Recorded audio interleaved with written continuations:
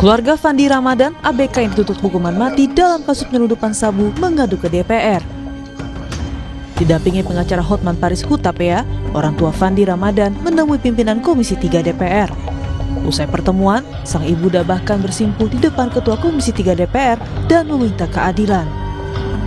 Orang tua bilang, Fandi yang baru bekerja 3 hari di kapal tersebut tak tahu menahu adanya narkotika jenis sabu seberat 2 ton yang dibawa kapal. Saya selaku orang tua, saya mohon keadilan sama Bapak.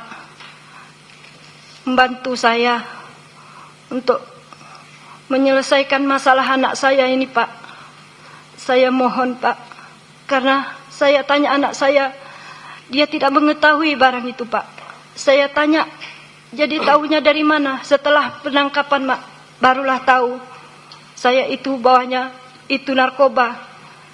Jadi, apa kamu nggak bertanya? Saya tanya, waktu barang itu masuk, disuruh kapten kami mengangkat. Begitu saya angkat, saya udah nggak enak. Saya bilang sama kawan, ya kok ini barangnya, tapi kita mau bawa minyak. Kalian nggak curiga? Kenapa ini tak betul lagi? Masa kapalnya bawa ini kotak-kotak, ini tak betul lagi. Mana tahu ini isinya bom. Itu anak saya bilang, Pak. Dalam kesempatan yang sama, kuasa hukum Fandi Hotman Paris Hutapea yang mendampingi keluarga Fandi Ramadan meminta DPR untuk memanggil penyidik dan jaksa yang menangani perkara Fandi ABK yang dituntut hukuman mati dalam kasus penyelundupan 2 ton sabu. Menurut Hotman, sesuai fakta persidangan, Fandi tidak mengetahui isi kotak yang masuk ke kapal saat berlayar. Bahkan sudah sempat menanyakan kepada kaptennya. Kalau sudah ada diakui oleh semua pihak yang terlibat bahwa si Fandi ini bolak-balik nanya, itu harusnya menjadi acuan bahwa memang dia tidak tahu. Tapi tetap begitu saja langsung dihukum mati. Dituntut mati. Jadi kepada pimpinan Komisi 3 dan juga anggota yang terhormat, nggak ada artinya kedatangan kami ini kalau hanya sekedar dengar pendapat. Tolong dulu dipanggil penyidiknya ini dan JPU-nya, dan bila perlu tim dari kedua belah pihak hadir biar objektif. Ketua Komisi 3 DPR Habibur Rahman merespon aduan keluarga Fandi ABK yang dituntut hukuman mati. Habibur Rahman mengatakan tuntutan mati terhadap Fandi janggal karena Fandi jelas bukan mastermind atau orang yang paling diuntungkan dalam penyelundupan narkotika. Dia juga menyoroti pada saat proses penyidikan, Fandi didampingi kuasa hukum yang justru disediakan penyidik. Itu ya, satu penerapan hukumnya dalam perumusan tuntutan seperti apa. Ya. Itu kan sangat janggal. Kalau sebagai upaya terakhir, tentu harusnya kepada mastermind, orang yang merencanakan, orang yang melaksanakan, orang yang mengambil paling besar manfaat, ya, dan orang yang pelaku utamanya, kurang lebih kan begitu. Itu tuntutan hukuman mati. Harusnya hanya diterapkan seselektif itu. Nah, itu kejanggalannya. Kemudian terbongkar tadi ketika diperiksa katanya lawyernya dari pihak yang meriksa, itu kan. Gimana dia mau all out membela kepentingan kliennya? Sementara itu, Kapus Penkum Kejagung Anang Supriyatna menegaskan, Fandi dan juga terdakwa lain mengetahui jika barang yang mereka bawa adalah narkoba jenis sabu. Bahkan menurut Kejagung, Fandi juga telah menerima bayaran. Para terdakwa sadar dan mengetahui, termasuk yang ABK itu mengetahui bahwa barang itu adalah barang narkotika, dan itu disimpan sebagian ada di haluan kapal, sebagian lagi disembunyikan di bagian dekat mesin. Artinya menyadari dan menerima pembayaran juga yang bersangkutan. Dituntut maksimal berarti melakukan ini kan karena kejahatan itu berarti kan sudah mempertimbangkan berbagai hal, termasuk karena yang penting bagi kita negara dalam ini komitmen melindungi warga negara dari bahaya narkotika. Ini kan hampir 2 ton loh, nggak main-main. Sebelumnya, jaksa penuntut umum menuntut hukuman mati terhadap 4 warga negara Indonesia dan 2 warga negara asing asal Thailand yang menjadi pelaku penyelundupan 2 ton sabu di perairan Kepulauan Riau.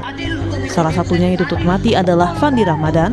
Fandi dituntut hukuman mati dalam sidang Pengadilan Negeri Batam karena terlibat penyelundupan 2 ton sabu. Tim Liputan, Kompas TV.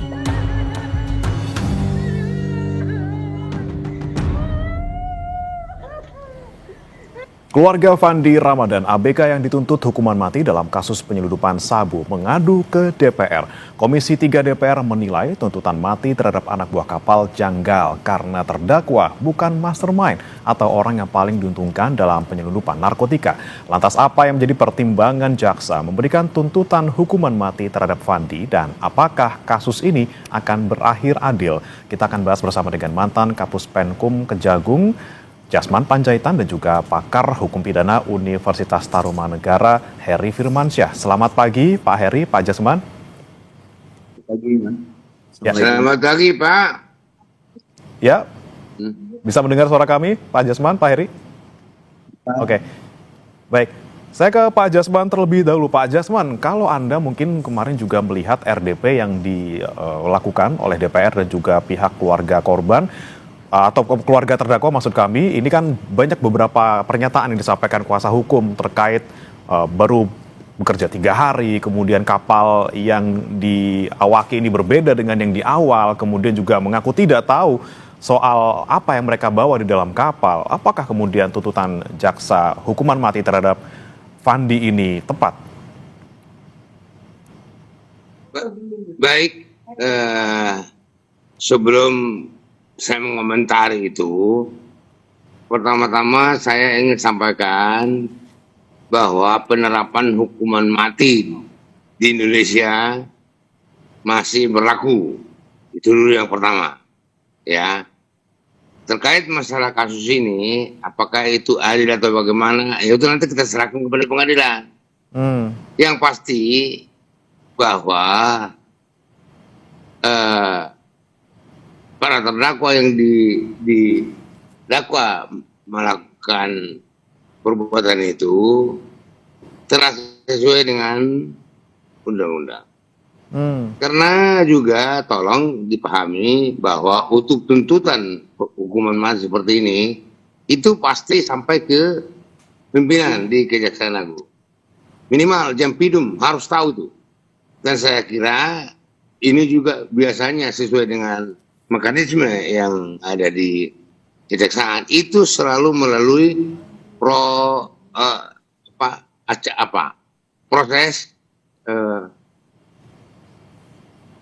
minta tuntutan pada pimpinan, dan itu perkara itu diekspos, tidak semata-mata begitu.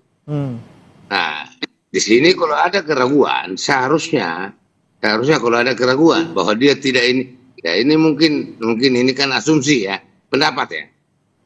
Jadi kita juga tolong juga melihat kasus ini dari sisi positif ya, bahwa Kejaksaan Agung dalam hal ini jaksa atau penuntut umum di Batam itu sudah melakukan penuntutan secara benar sesuai dengan undang-undang.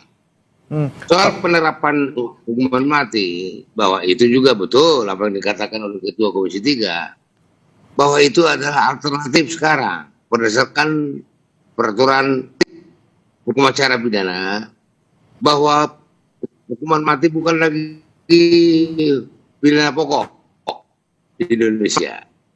Jadi nggak perlu kita terlalu ya menangkap ini dengan kepala panas ya. Kita lihat aja dulu. Baik. Itu salah satu komentar saya. Komentar saya juga yang ini mengenai penuntut umum yang langsung kebakaran jenggot karena dia menuding bahwa masyarakat dan anggota DPR intervensi.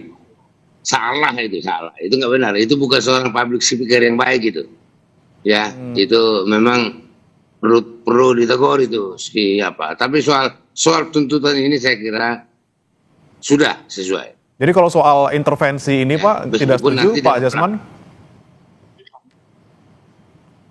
Ya harusnya tidak begitu cara menjawabnya. Seorang public speaker, dan itu salah satu tugas dan tanggung jawab saya kalau ngajar di Badiklat. Saya ngajar public speaking di desa. Saya tidak pernah ajarkan seperti itu dan tidak boleh menantang begitu. Ya udah. Oke. Apa aja. Baik. Normatif aja gitu jawabannya. Gitu. Baik, kemudian Pak Jasman yang menjadi pertanyaan juga ini kan memang hukuman mati masih berlaku tapi kemudian dilakukan ataupun diterapkan secara selektif dan juga ini adalah upaya terakhir ataupun alternatif seperti itu. Nah kalau Anda melihat perjalanan kasus dari ABK ini yang kemudian akhirnya dituntut mati, melihat kemudian pengakuan dari terdakwa yang mengaku tidak tahu apa yang dibawa gitu, apakah kemudian ini tepat apalagi sekarang yang punya kapal ini belum tertangkap gitu pelaku utamanya? Ya, itulah mungkin yang bisa menjadi catatan kita, gitu. Ya. Tapi yang penting tadi, yang pasti tadi bahwa itu penerapan hukuman mati itu seperti yang saya katakan tadi masih berlaku di Indonesia. Nah, ini yang nanti kalau misalnya itu dieksaminasi perkaranya, nah, dan saya yakin seperti tadi saya sampaikan, ini ada proses expose. Expose ini pasti expose dikejar di Batam, expose dikejar di Riau, terus dikejar terus expose di Kejaksaan Agung. Pasti itu. Nah, pasti itu semua dilalui. Jadi tolong kita saling percaya. Percaya. Baik. Baik. Nah, itu tuh. Baik. Jadi soal nantinya ya tuntutan mati itu tuh nggak gampang Pak, nggak gampang. Ya. Oke, baik. Saya ke Pak Heri. Pak Heri, kalau Anda melihat juga perjalanan kasus dari ABK Fandi ini, kemudian kemarin juga kita dengar bersama-sama mungkin ya RDP bersama dengan kuasa hukum keluarga korban, keluarga terdakwa. Bagaimana kemudian Anda melihat kemarin yang disampaikan oleh kuasa hukum banyak kejanggalan-kejanggalan yang kemudian disampaikan dan menilainya ya jangan tuntutan mati dong, ini kan pelaku utamanya belum tertangkap gitu. Baik, suara saya terdengar ya? Ya, terdengar, Pak Heri. Ya, bagaimanapun kita nggak tahu fakta hukum di persidangan kemarin ya, karena tidak tersampaikan lewat media secara detail informasinya. Yang paling penting adalah dalam suatu persidangan itu adalah mengurai fakta-fakta hukumnya. Kemudian pendekatan fakta hukum itu akan dijawab lewat teori hukum misalnya, atau asas hukum yang ada.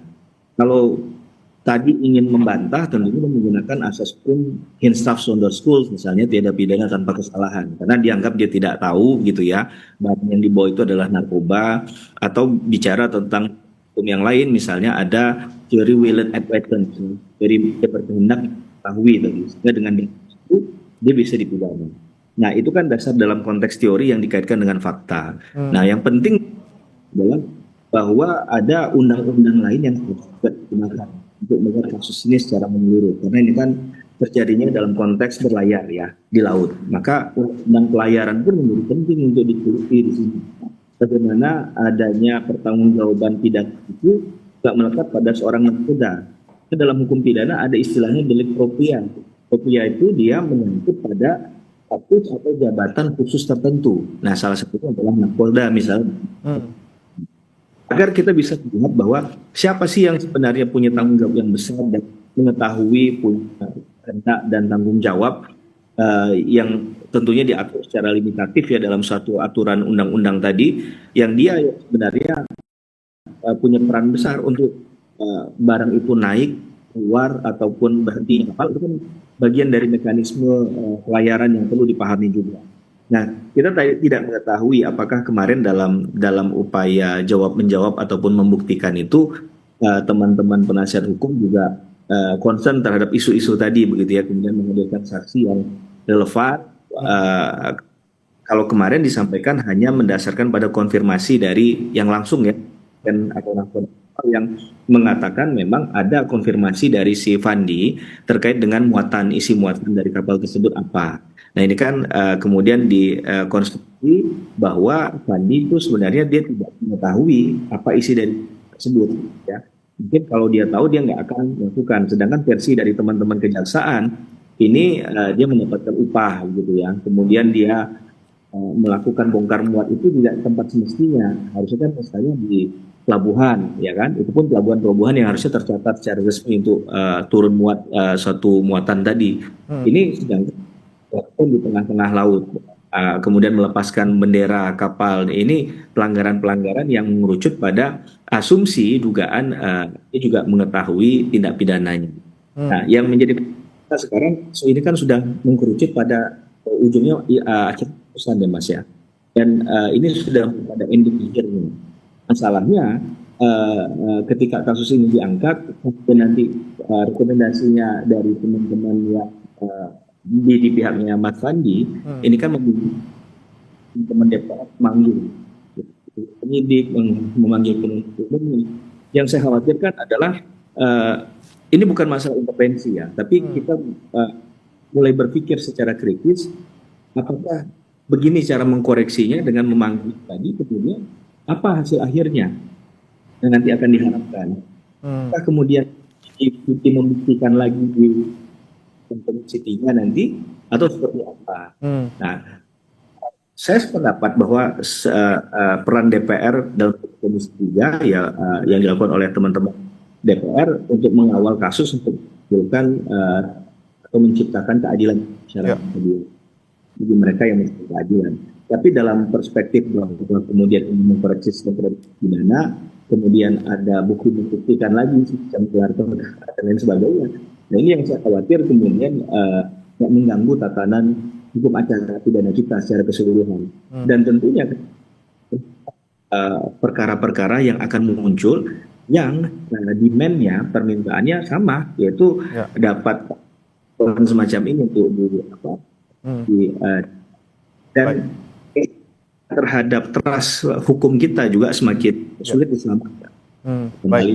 Baik, ini yang kami ingin tanyakan lagi nih kepada Pak Jasman, soal kita kan memang ada di luar ini ya, kita tidak tahu secara detail fakta-fakta persidangan yang terungkap di dalam sidang, tapi kemudian kita melihat secara luar gitu mungkin. Ini kan 6 yang kemudian dituntut hukuman mati maksimal, padahal mereka juga punya peran yang berbeda-beda, terutama ada di sana ada nakoda, ada yang hanya ABK, bahkan hanya baru bekerja 3 hari. Kemudian jika dipukul rata nih, Pak Jasman, ketika ada suatu kasus yang peran yang berbeda-beda, ini terdakwa dituntut dengan seragam semuanya. Apakah ini kemudian masuk akal Pak, melihat tadi peran terdakwa masing-masing ini berbeda? Ya, baik. Jadi ini kan tuntutannya ada sebelum menuntut itu kan dilihat ada suatu kerjasama yang erat di antara pelaku. Jadi pasti ada kerjasama yang erat. Itu itu harus terungkap. Tidak pertama di dalam berkas penyidik Polri harus juga mengungkapkan itu. Dan itu diyakini oleh jaksa, maka jaksa mengajukan tuntutan hukuman mati. Tadi kan sudah disebutkan oleh Kapuspen bahwa barang buktinya itu kan 2 ton, gak tanggung-tanggung itu. Dan coba kita berpikir sebaliknya, bagaimana kalau itu berhasil? Berapa banyak masyarakat Indonesia yang hancur gara-gara 2 ton barang itu? Jadi kita juga jangan terlalu terbawa perasaan karena itu tuntutan hukuman mati. Dan jangan kita terlalu hanya percaya saja ya terhadap pengakuan si tersangka, terdakwa. Jangan hanya terlalu percaya. Mari kita uji keterangan daripada terdakwa ini dengan fakta-fakta lain. Ya. Itu yang terpenting gitu. Nah, ini kemudian memang pembuktian antara dia tahu atau tidak tahu ini, Pak Jasman. Bagaimana kita bisa tahu ataupun bisa mempertimbangkan bahwa yang bersangkutan tahu, yang bersangkutan tidak tahu, sehingga tuntutannya sekian seperti itu? Nah, yaitu dari fakta-fakta perbuatan yang lain, kan gitu. Oke, kan baik. Yang melakukan itu kan ada beberapa orang. Dari fakta-fakta perbuatan yang lain, itu yang saling berkaitan. Itu alasannya gitu Pak. Baik, saya kembali ke Pak Heri. Pak Heri, ini kemudian pelaku utama ataupun pemilik utamanya ini belum tertangkap gitu, yang punya kapal, sebagai orang yang ya kita bisa mungkin asumsikan, kita duga gitu ya, ini punya kaitan dengan peredaran narkoba lintas negara ini. Kemudian jika yang ada di bawahnya yang sudah tertangkap sekarang, yang sudah menjalani persidangan sampai terdakwa 6 orang, ini sudah dituntut mati seperti itu. Apakah ini kemudian juga bisa menjadi kecurigaan? Ini memutus rantai proses hukum terhadap orang-orang yang ada di atasnya seperti itu. Saya belum sampai pada keyakinan.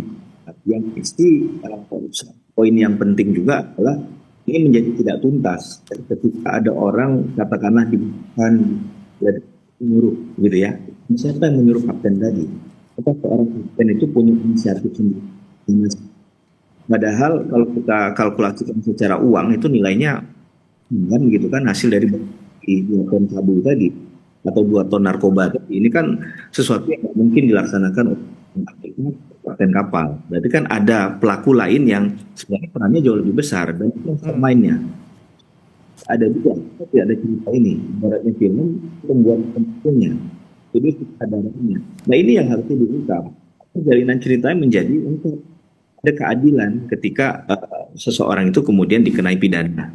Dasar bahwa ya ada kausalitas tadi kan, hukum itu muncul di sana. Melakukan apa dengan pasal itu dia bertanggung jawab. Nah dalam banyak perkara narkoba, pemberantasan dan penegakan hukum narkotika ini kita sesal eksekutor lapangan, para pelaku lapangannya tertangkap begitu ya, istilahnya dalam tanda petik itu, tapi mereka yang sebenarnya harusnya tidak lepas dari tanggung jawab hukum sesuai dengan asas legalitas itu malah tidak pernah tersentuh. Kan kita nggak tahu orang itu benar ada namanya itu apa enggak juga kita nggak tahu. Nah, ini kan jadi sangat serius. Munculnya kasus Fandi ini memperlihatkan kepada banyak hal-hal yang perlu diperbaiki itu, negara khususnya di tindak pidana narkotika. Oke, baik. Oke, baik. Saya kembali ke Pak Jasman. Pak Jasman, mungkin kita kemarin kembali ulas gitu yang disampaikan oleh kuasa hukum dari terdakwa ini, Hotman Paris, yang menyampaikan ada kejanggalan di mana yang bersangkutan ini awalnya kan harusnya naiknya kapal Northway gitu, North Star maksud kami. Kemudian diinapkan dulu 10 hari karena kapal yang North Star ini tidak ada gitu atau belum ada. Kemudian ada kapal baru namanya Sea Dragon. Nah, ketika melihat ada kejanggalan ataupun fakta seperti itu, bisa nggak kita melihat bahwa Fandi ini tidak sepenuhnya salah loh. Dia juga sebagai orang yang dalam tanda kutip ini diduga menjadi korban juga dari pemain yang lebih besar seperti itu. Ya. Jadi apa yang disampaikan oleh ini yang disampaikan itu kan pendapat Pak, penilaian gitu. Jadi tidak salah sih orang menilai gitu ya, silakan aja. Cuma sekarang kita selaku masyarakat menilai apakah jaksa salah, kan itu jadi persoalan. Kalau saya itu apakah di sini ada jaksa yang salah? Saya katakan tidak. Kenapa? Karena itu sudah berlalu prosedur. Saya tadi sudah katakan bahwa setiap tuntutan hukuman mati itu harus ada persetujuan Jampidum atau bahkan Jaksa Agung. Itu karena Jaksa Agung itu sebagai dominis litis, ya. Jadi tidak salah. Soal ada perbedaan pendapat bahwa ini kan udah begini, ini begini, termasuk Hotman Paris, silakan aja. Ya, sudut pandang pengacara kan beda dengan sudut pandang jaksa. Nah, ini yang jadi kita jangan membuat gaduh penegakan hukum ini gitu loh. Oke. Itu ya silakan aja berpendapat, tapi pendapatnya itu penilaian. Ya, semua itu penilaian. Oke. Jadi Baik. nanti kita serahkan aja ke badan peradilan. Itu Pak, siap. Nah, kemudian kalau misalnya ada pendapat berbeda atau mungkin ada istilahnya dorongan untuk bisa mengevaluasi ataupun melihat persidangan ini lebih jelas, apakah perlu eksaminasi nih Pak Heri, karena ada dorongan juga dari Komisi 3 bahwa perlu nih ada eksaminasi oleh Kejaksaan Agung, padahal kita tahu sendiri nih ada agendanya untuk vonisnya ini tanggal 5 Maret, sekarang sudah tanggal 27 seperti itu. Kira-kira mungkin nggak kalau kita ajukan eksaminasi gitu? Ya, masalah limitasi itu juga perlu diperhatikan. Ya, itu memang salah, itu mekanisme yang benar. Di kejaksaan itu kalau ada seperti itu, ya jaksanya dan kejarinya itu dieksaminasi. Itu. Baik, kalau menurut Pak Heri gimana Pak? Seperti yang saya bilang tadi, bukan hanya jaksanya lagi. Ya. Karena semua udah pada setuju itu.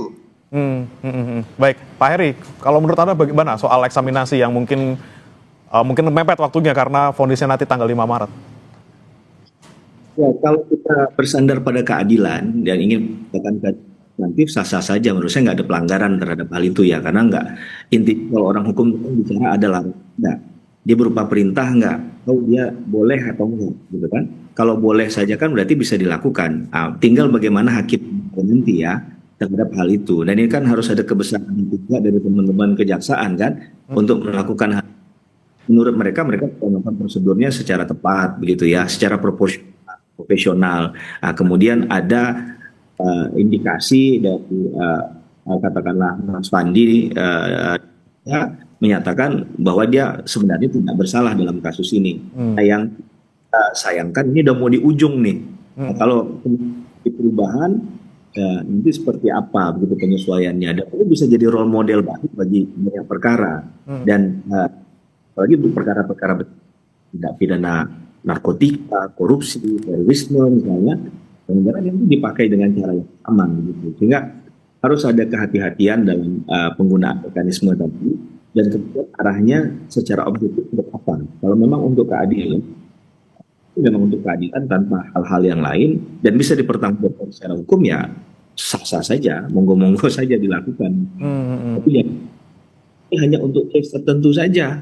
Ke depan ketika ada yang meminta tidak diberikan. Nah, ini kan masalah nanti menurut saya. Jadi pemberian hak hukum ini harus bicara tentang konsepnya adalah equality, kesetaraan untuk semua gitu ya. Kan hanya untuk saja gitu. Oke, tentunya bagaimanapun dinamika yang terjadi di proses peradilan ABK ini, kita harapkan nanti kasusnya berakhir adil. Terima kasih Pak Jasman Panjaitan, Kapus Penkum Kejagung 2019-2010 dari Kejagung. Kemudian ada juga Pak Heri Firmansyah, pakar hukum pidana dari Universitas Tarumanegara, sudah bergabung bersama kami di Sapa Indonesia Pagi. Selamat pagi. Kami akan kembali dengan informasi lainnya. Saudara, warga Desa Ketewel, Gianyar, Bali dikejutkan dengan kasus mutilasi di muara sungai Wosteben. Diduga sementara korban merupakan warga negara asing. Informasinya saat lagi.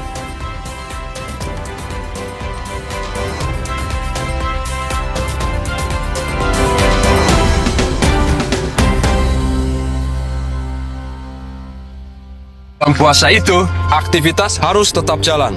Untuknya ada Le Mineral. Le Mineral mengandung mineral alami, jaga tubuh bekerja optimal saat berpuasa. Alhamdulillah, seger. Le Mineral, penuhi kebutuhan mineral selama berpuasa. Ramadan berawal dari